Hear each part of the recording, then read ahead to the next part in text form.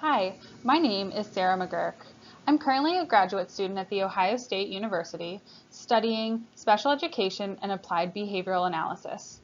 I have 5 years of experience in early childhood education, working primarily with infants and toddlers, but I've also had a good bit of experience in preschool classrooms, and so I've seen the wide array of behaviors that preschoolers can exhibit. Today I'd like to address problem behavior seen in preschool classrooms. And I'd like to talk about a common intervention known as the check-in check-out method and how it can be modified to work with preschoolers.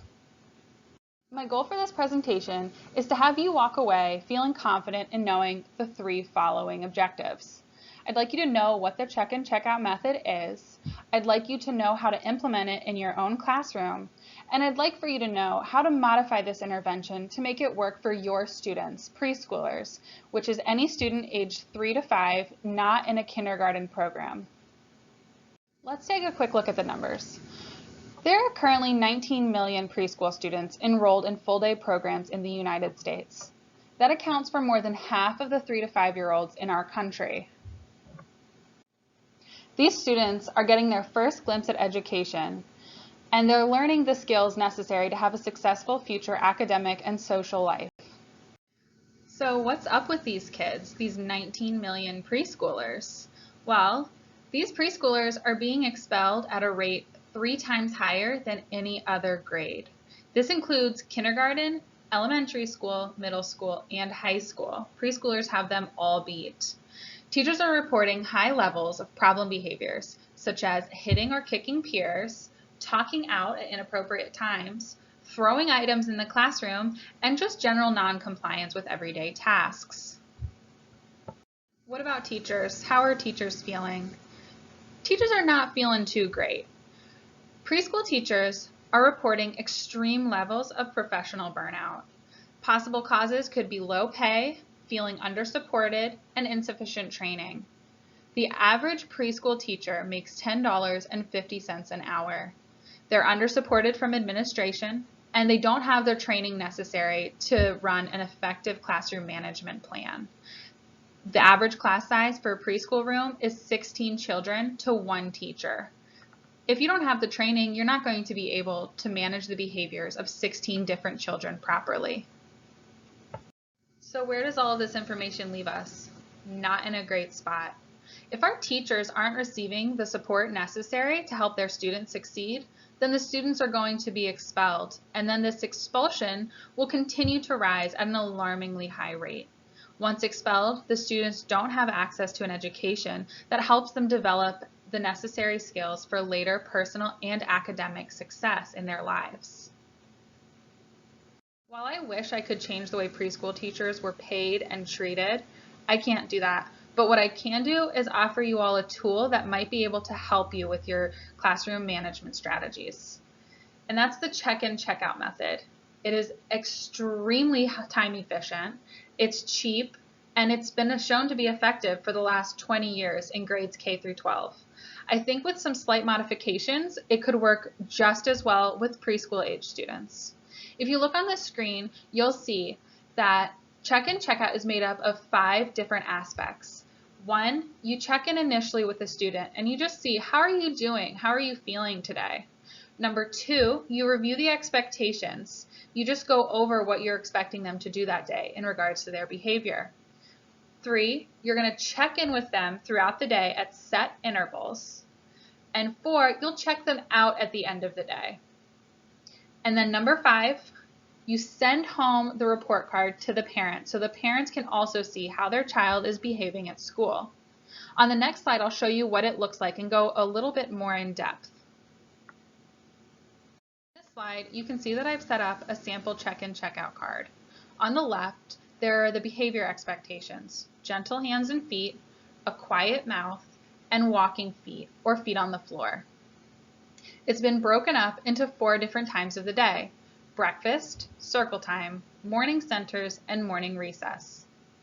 So after looking at this card, you go over the behavior expectations with the child more in detail. You tell them, I want you to have gentle hands and feet with your friends, I want you to use your inside voice, and I want you to use your walking feet.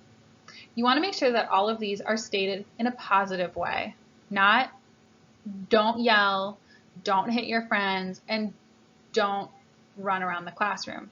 You want the child to be reminded of what they can do and that you're expecting them to do those things.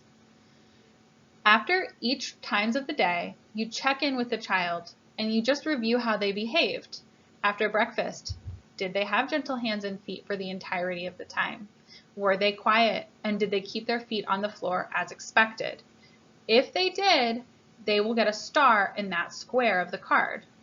At the end of the day, however many stars they've received, they'll get a reinforcer to reward them for meeting the expectations of that day.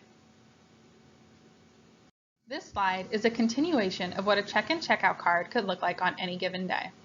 You can see that the stars are beginning to fill up the chart where the child has reached the behavioral expectations.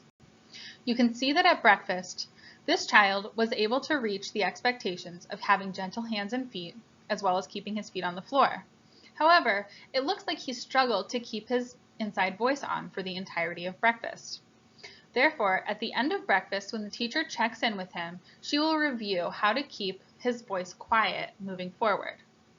At circle time, you can see that the child was able to keep his inside voice on, but struggled to keep his feet on the floor. Again, after circle time, the teacher will check in with this child and review the expectations moving forward. At morning centers, the child was able to hit all three of the behavior expectations for the entirety of morning centers. Moving forward, the teacher will again praise the child and review expectations.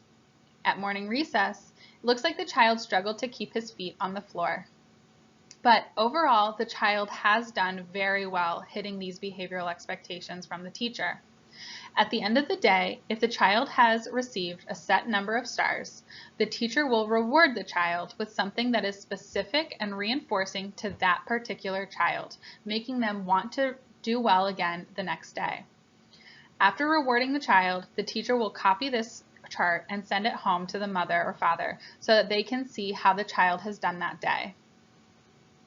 Why is the check-in check-out method so effective? It's because of the attention and the consistency for students. Students who act out in preschool are often doing so because this is an attention-maintained behavior. They're doing the behavior specifically to get attention from the teacher.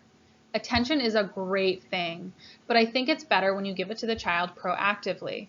So by giving the child attention at the beginning of the day, by addressing the behaviors before they happen and setting expectations, the child is less likely to act out throughout the day to get that attention from you. They also know that every half hour to 45 minutes, they're going to be getting a check-in from you again. For 1 minute, they will get your undivided attention, where you will reiterate your expectations for them and you will reward them with attention for doing well that morning. There's positive reinforcement involved. That's also a huge motivating factor for these children. At the end of the day, if they have all positive behavior, on top of getting the attention from the teacher, they will also be getting a positive reinforcement specific to them. Why does this work for teachers? It's simple and it's time efficient. It's easy to learn and it doesn't take very much, it doesn't take too many materials or objects to make it work.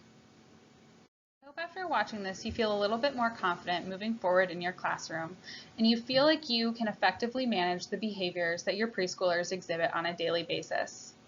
On the following slide, I've attached some resources for you, so please feel free to use these and look a little bit more into the check-in check-out method as it's been used in the past, and feel free to modify it to whatever works best for your children. Thanks for watching. Bye.